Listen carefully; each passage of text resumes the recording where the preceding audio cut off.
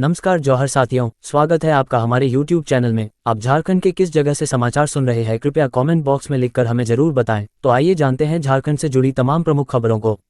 इससे पहले अगर आपने अभी तक इस चैनल को सब्सक्राइब नहीं किए हैं तो चैनल को सब्सक्राइब करके बेल आइकॉन को भी प्रेस कर दीजिए। कैशबैक पाने के चक्कर में लड़की को गंवाने पड़े 75,000 रुपए, एक गलती पड़ी भारी। दरअसल आपको बता दूं कि कई बार ऑनलाइन खरीदारी करने पर ग्राहकों को कैशबैक मिलता है। इसी का फायदा उठाकर जालसाजों ने झारखंड की एक लड़की के साथ ठगी कर ली। 4,000 रुपए पाने के लिए लड़की को 75,000 रुपए गंवाने पड़े। दरअसल रातू थाना क्षेत्र की सिमलिया नवाटोली निवासी डाली कुमारी से ऑनलाइन शॉपिंग में कैशबैक के नाम पर साइबर अपराधियों ने खाता से 75,000 रुपए उड़ा लिए। घटना मंगलवार की सुबह 7 बजे की है। बताया जाता है कि नवाटोली सिमलिया निवासी डाली कुमारी को 8,50,98,15,087 से फोन आया। फोन उठाने पर छात्रा से कहा गया कि मैं कैनरा बैंक से बोल रहा हूं। आपके ऑनलाइन शॉपिंग करने पर 4,000 रुपए का कैशबैक आया है, जिसे लेने के लिए आपको OTP बताना होगा। डाली कुमारी ने जैसे ही OTP बताया, तुरंत उसके खाता से 75,000 रुपए की निकासी का मैसेज आ गया। इस संबंध में छात्रा ने साइबर ठग के खिलाफ रातू थाना में लिखित आवेदन दिया है। रातू पुलिस मामले की जांच कर रही है। आपको बता दें कि ग्रामीण महिलाओं से ठगी कर महीनों से फरार महिला फूलमणि देवी मंगलवार को रातू थाना पहुंची। इसकी सूचना रातू पुलिस ने पीड़ित महिलाओं को दी। फूलमणि के आने की खबर सुनकर पीड़ित महिलाएं रातू थाना पहुंचने लगी। इसके बाद रातू पुलिस ने पीड़िताओं से उनसे ठगी गई राशि लिखने को कहा। इसमें 30 महिलाओं ने लगभग 30 लाख रुपए की ठगी करने की बात सामने आई। झारखंड में 2 दर्जन से अधिक दुकानों पर चला रेलवे का बुलडोजर, पूरे दिन अफरा तफरी का माहौल। दरअसल आपको बता दूं कि आदित्यपुर रेलवे के इंजीनियरिंग विभाग और RPF जवानों ने मंगलवार को जुगसलाई रेलवे क्रॉसिंग के पास अतिक्रमण हटाओ अभियान चलाया। इससे क्रॉसिंग के दोनों छोर पर 2 दर्जन से ज्यादा ठेला, गुमटी एवं फुटपाथी दुकानों के साथ स्क्रैप टाल और खटाल को रेलकर्मियों ने बुलडोजर से ध्वस्त कर दिया। रेलवे की कार्रवाई से लाइन किनारे रेलवे की जमीन पर वर्षों से व्यवसाय करने वालों में दिन भर अफरा तफरी का माहौल था। सुरक्षा के तहत जुगसलाई थाना के जवान भी मौके पर मौजूद थे। आपको बता दें कि बताया जाता है कि रेलवे इंजीनियरिंग विभाग ने 1.5 वर्ष में तीसरी बार जुगसलाई क्रॉसिंग के पास अतिक्रमण हटाओ अभियान चलाया है, क्योंकि अवैध कब्जा हटाने के दूसरे दिन दुकानदार फिर से फुटपाथ पर बैठ जाते हैं या फिर ठेला और गुमटी लगा देते हैं। अभी जुगसलाई क्रॉसिंग पर फुट ओवरब्रिज बनाने व 3rd लाइन के कार्यों को लेकर अतिक्रमण हट रहा है। इसके लिए रेलवे ने 10 दिन पूर्व सभी को नोटिस देकर लाइन किनारे जमीन खाली करने का आदेश दिया था। इससे रेलवे इंजीनियरिंग विभाग व RPF को कार्रवाई करनी पड़ी। रेलवे SSC संजय गुप्ता ने कहा कि रेलवे लाइन किनारे अतिक्रमण सुरक्षा के दृष्टिकोण से घातक है। उन्होंने बताया कि रेलवे जमीन को अतिक्रमण मुक्त कराने के बाद चहारदीवारी बनाने की योजना है। झारखंड में ED CBI की कार्रवाई के खिलाफ कानूनी कवच की तैयारी, क्या है सरकार का प्लान। दरअसल आपको बता दूं कि झारखंड सरकार ED CBI की कार्रवाई के खिलाफ कानूनी कवच बनाने की तैयारी में है। इससे जुड़े प्रस्ताव पर बुधवार को राज्य कैबिनेट की बैठक में मोहर लग सकती है। बैठक में सरकार झारखंड कार्यपालिका नियमावली 2000 में एक और संशोधन के प्रस्ताव को मंजूरी दे सकती है। संविधान के अनुच्छेद 166 के अनुसार राज्य सरकार के सारे कार्य राज्यपाल के नाम पर होते हैं।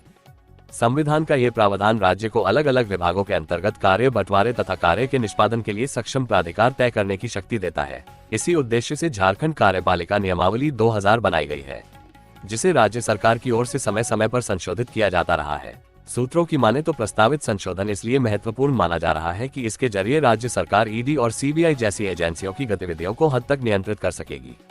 आपको बता दें कि PMLA एक्ट से नियंत्रित होने वाली ED की कार्रवाइयों के मामले में राज्य सरकार ने पहले भी पत्राचार किया था।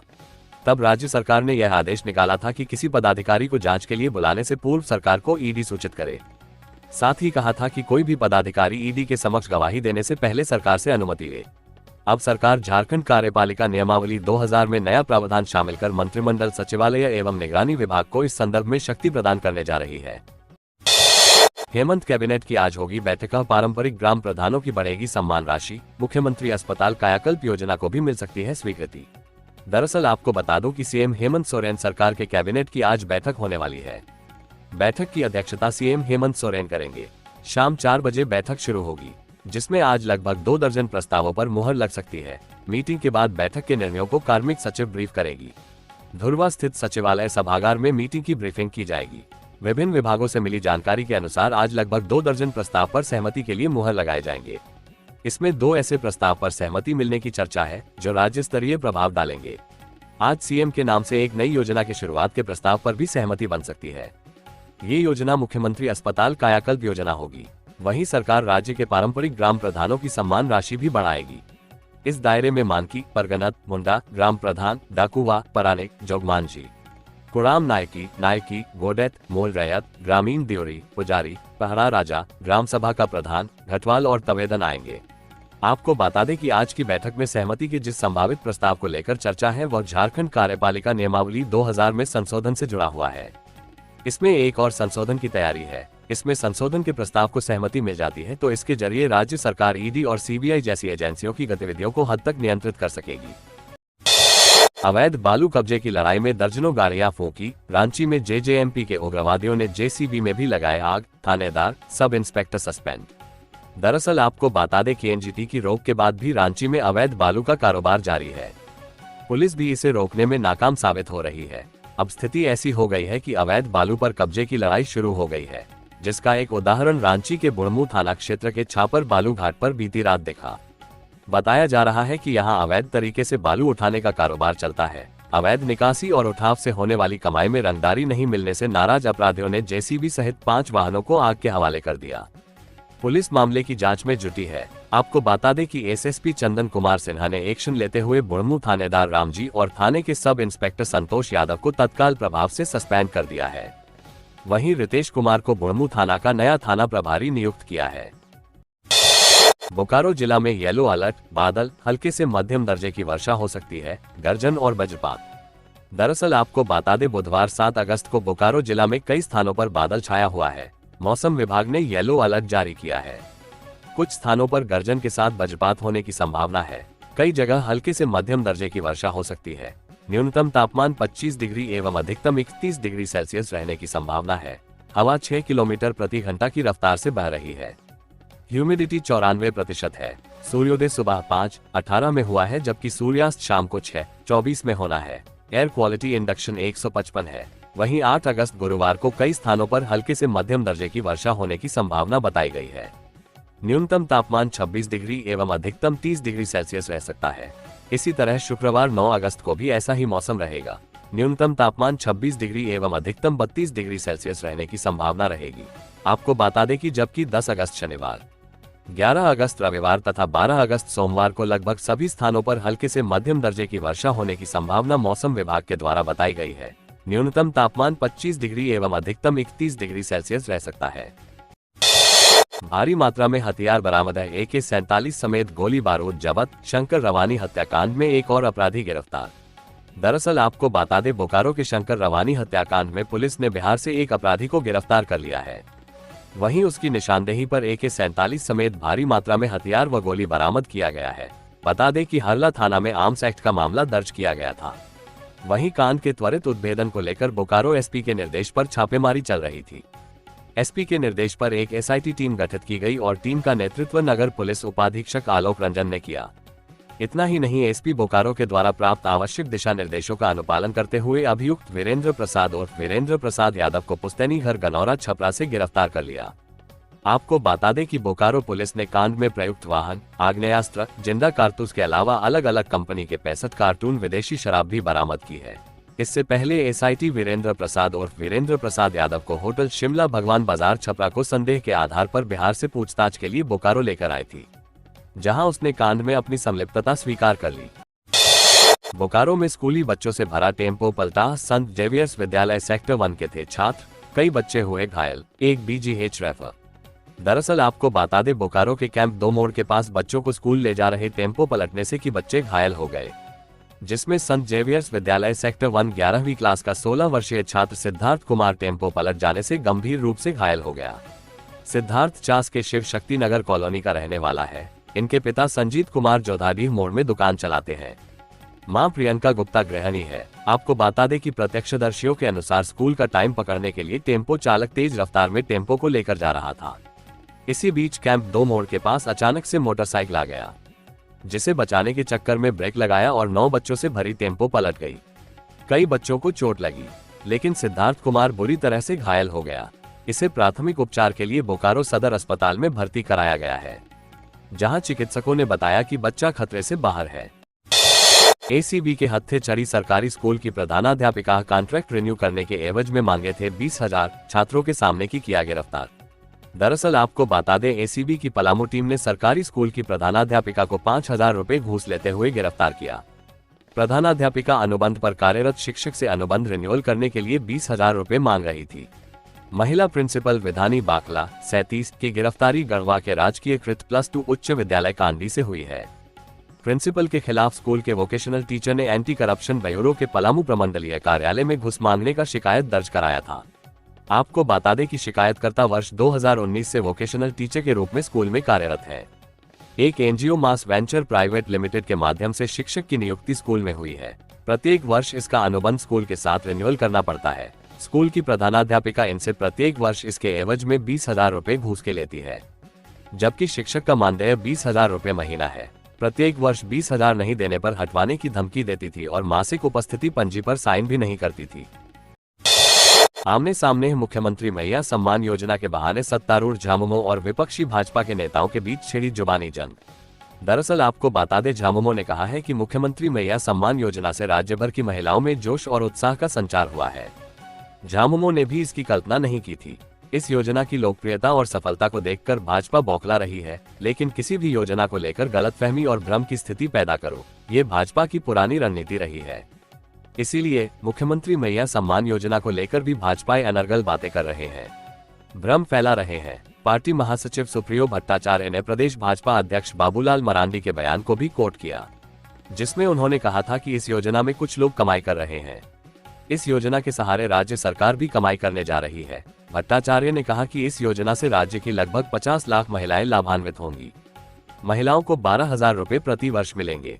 ये राशि सरकार अपने खाते से देने जा रही है, इसलिए भाजपा की बौखलाहट और भी ज्यादा है। आपको बता दें कि भट्टाचार्य ने कहा कि योजना के शुरुआती चरण में एक साथ कई विंडो खुल जाने के कारण सर्वर कुछ धीमा पड़ गया है। मुख्यमंत्री हेमंत सोरेन ने तुरंत इसे संज्ञान में लिया और तकनीकी खामियां दूर करने का निर्देश दिया है। उन्होंने कहा कि भाजपा ने पहले डेमोग्राफी को मुद्दा बनाने की भरपूर कोशिश की, लेकिन सच्चाई शीघ्र ही सामने आ गई। झारखंड डॉक्टर और मेडिकल स्टाफ ड्यूटी से नहीं हो पाएंगे गायब, 3 दिन हुए गैरहाजिर तो आ जाएगा ये नोटिस। दरअसल आपको बता दें, झारखंड के सरकारी अस्पतालों में कार्यरत डॉक्टर और पारा मेडिकल कर्मी अब ड्यूटी से गायब नहीं रह पाएंगे। एक पोर्टल की मदद से इन सभी डॉक्टरों और पारा मेडिकल कर्मियों पर नजर रखी जाएगी।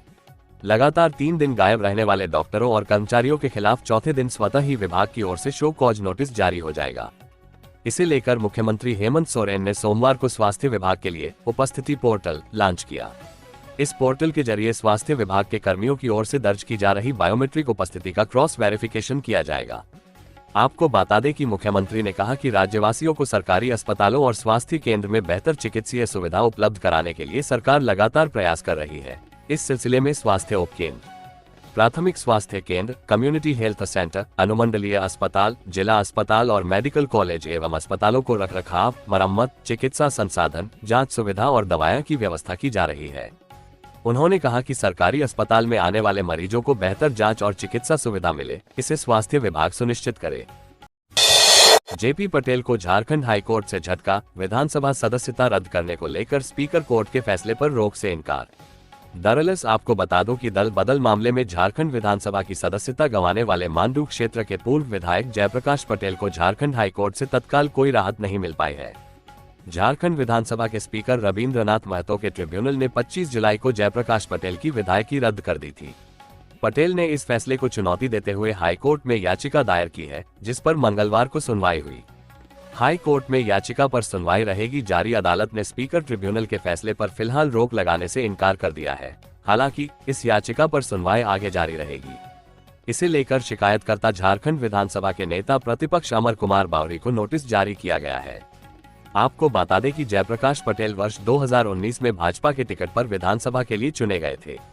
इस साल लोकसभा चुनाव के ठीक पहले उन्होंने भाजपा छोड़कर कांग्रेस की सदस्यता ले ली थी और उसके टिकट पर हजारीबाग लोकसभा सीट से चुनाव मैदान में उतरे थे। गोड्डा में बनेंगे 18,000 से अधिक अबुआ आवास, मंत्री दीपिका पांडे अधिकारियों को दिए अहम निर्देश। दरअसल आपको बता दूं कि गोड्डा समाहरणालय स्थित सभागार में अबुआ आवास योजना को लेकर जिला स्तरीय समीक्षात्मक बैठक आयोजित की गई। बैठक में कृषि, पशुपालन एवं सहकारिता तथा आपदा प्रबंधन विभाग मंत्री दीपिका पांडे सिंह, गोड्डा विधायक अमित मंडल, पोड़ैयाहाट विधायक प्रदीप यादव, उपायुक्त जिशान कमर, उप विकास आयुक्त स्मिता टोप्पो सहित संबंधित प्रखंड विकास पदाधिकारीगण मौजूद रहे। बैठक के दौरान अबुआ आवास योजना अंतर्गत प्रखंडवार प्राप्त आवेदन, स्वीकृत आवेदन, अस्वीकृत आवेदन पर बिंदुवार समीक्षा करते हुए सभी 9 प्रखंड के प्रखंड विकास पदाधिकारी को योग्य लाभुकों की पुनः जांच करते हुए योग्य लाभुकों का चयन सुनिश्चित करने हेतु निर्देशित किया गया। आपको बता दें कि बैठक में प्रखंड स्तर पर प्राप्त सभी आवेदनों का सत्यापन करते हुए निर्धारित लक्ष्य के विरुद्ध आवेदन स्वीकृत कर सभी सुयोग्य लाभुकों को योजना का लाभ प्रदान करने के निर्देश दिए गए। मंत्री दीपिका पांडे सिंह ने कहा कि तय समय सीमा में ही संबंधित प्रखंड विकास पदाधिकारी एवं अंचलाधिकारी के द्वारा प्राप्त आवेदनों का भौतिक सत्यापन कराएं, ताकि सभी योग्य लाभुकों को अबुआ आवास मुहैया कराया जा सके। मैया सम्मान योजना पर झारखंड का सियासी पारा हाई, फॉर्म जमा नहीं पाने पर बोली भाजपा हड़बड़ी ने कर दी बड़ी गड़बड़ी। दरअसल आपको बता दूं कि भारतीय जनता पार्टी ने सत्तारूढ़ झारखंड मुक्ति मोर्चा झामुमो के दावे पर पलटवार किया है। भाजपा प्रवक्ता प्रतुल शाहदेव ने कहा कि सरकार की योजनाओं के कार्यान्वयन के रिकॉर्ड पर ही प्रश्न चिन्ह लगा है। सरकार स्थानीय एवं नियोजन नीति नहीं बना पाए, 1932 का खतियान लागू नहीं कर पाए। प्रतुल देव ने आगे कहा कि बेरोजगारों को 5,000 एवं 7,000 प्रति माह भत्ता नहीं मिला। किसी नई योजना के सफल कार्यान्वयन की उम्मीद करना बेमानी है। बिना तैयारी के सरकार मैया सम्मान योजना लेकर आए, अधिकांश जगह सर्वर डाउन है। प्रतुल शाहदेव ने दावा किया कि बिचौलिए हावी हैं और फॉर्म जमा नहीं हो पा रहा है। स्पष्ट दिख रहा है कि चुनाव को देखकर सरकार की हड़बड़ी ने बड़ी गड़बड़ी कर दी। उन्होंने दावा किया कि महिला उत्पीड़न की घटनाओं ने झारखंड के पहले 19 वर्षों के रिकॉर्ड को तोड़ दिया। झामुमो ने अपने निश्चय पत्र को भी पलटकर नहीं देखा। निश्चय पत्र में महिलाओं को प्रतिमाह 2,000 रुपये चूल्हा खर्च के रूप में देने का वादा किया गया था। आपको बता दें कि झारखंड विधानसभा में नेता प्रतिपक्ष अमर कुमार बावरी ने कहा कि सरकार की नीति और नीयत में फर्क है। भाजपा अपनी घोषणाओं को जमीन पर उतारने में विश्वास करती है, जबकि राज्य सरकार केवल धोखा देती है। सिर्फ बैठकें करने का खेल चल रहा है। हेमंत सोरेन की योजनाओं से बौखला गए हैं भाजपा नेता, झामुमो का बाबूलाल मरांडी पर तीखा हमला। दरअसल आपको बता दूं कि सत्तारूढ़ झारखंड मुक्ति मोर्चा झामुमो का दावा है कि सरकार की कल्याणकारी योजना से भाजपा नेताओं को झटका लगा है। महासचिव सुप्रियो भट्टाचार्य ने कहा कि मुख्यमंत्री मैया महिला सम्मान योजना की सफलता और इसे महिलाओं द्वारा हाथों हाथ लेने से भाजपा के नेता बौखला गए हैं। यही वजह है कि बाबूलाल मरांडी समेत अन्य भाजपा नेता इसकी आलोचना में जुटे हैं। उन्होंने कहा कि सरकार की महत्वाकांक्षी योजना से भाजपा सदमे में चली गई है। लोकसभा चुनाव हारने के बाद उसे मुद्दा नहीं मिल रहा है।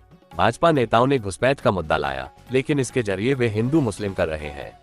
भाजपा कह रही है कि ऐसी तमाम योजनाओं से सरकार पर वित्तीय बोझ बढ़ेगा। दरअसल भाजपा अब मुद्दाविहीन हो गई है। उसे समझ में ही नहीं आ रहा है कि वो कौन सा मुद्दा लेकर जनता के बीच जाए। भट्टाचार्य ने कहा कि अगर केंद्र सरकार राज्य का बकाया 36 लाख करोड़ दे तो ऐसी कई योजनाएं हेमंत सरकार ला सकती है। जीएसटी का भी बकाया केंद्र सरकार नहीं देती है। आपको बता दें कि उन्होंने कहा कि सहायक पुलिस कर्मियों की सभी मांगे सरकार ने मान ली है। कई स्तर की वार्ता हुई, मगर कुछ विरोधी तत्वों के कारण उनका आंदोलन खत्म नहीं हो रहा है। उम्मीद है कि आंदोलन बहुत जल्द खत्म हो जाएगा। पूर्व मुख्यमंत्री रघुवर दास से पूछना चाहिए कि नियुक्ति में कई ऐसी शर्तें डाल दी गई कि मोरहाबादी मैदान में आंदोलन चल रहा है। 7 जिलों में ऑरेंज, 10 में बारिश का येलो अलर्ट। राज्य के 3 शहरों में सामान्य से अधिक बारिश। अगले 48 घंटे ऐसा ही रहेगा मौसम। दरअसल आपको बता दूं कि रांची सहित पूरे झारखंड में मानसून पूरी तरह से एक्टिव है। बीते एक सप्ताह से राज्य के अलग अलग जिले में लगातार बारिश हो रही है। मौसम विभाग ने आज प्रदेश के 7 जिलों में ऑरेंज अलर्ट जारी किया है। इन जिलों में बहुत भारी बारिश की चेतावनी जारी की गई है, जबकि 10 जिलों में येलो अलर्ट जारी किया गया है। अगले 48 घंटे तक ऐसे ही मौसम बने रहने का संभावना है। मौसम विभाग के मुताबिक झारखंड के कई जिलों में जून से 4 अगस्त जितनी बारिश होनी चाहिए थी, उसका कोटा लगभग पूरा हो चुका है। राज्य स्तर पर 1 जून से 4 अगस्त तक सामान्य तौर पर 549.3 मिलीमीटर बारिश होनी चाहिए थी, जिसमें से 453.5 मिलीमीटर बारिश हो चुकी है। आपको बता दें कि अगस्त के पूरे माह में राज्य में 319.4 मिलीमीटर सामान्य बारिश का अनुमान है, जबकि 1 से 5 अगस्त तक राज्य भर में 153.4 मिलीमीटर बारिश हो चुकी है। पलामू में 429.5 मिलीमीटर, रांची में 584 मिलीमीटर, धनबाद में सबसे ज्यादा 612.6 मिलीमीटर और गढ़वा में 481.5 मिलीमीटर बारिश हो चुकी है। खबरों से जुड़े रहने के लिए चैनल को सब्सक्राइब, वीडियो को लाइक एवं एक दूसरे से शेयर जरूर करें। धन्यवाद।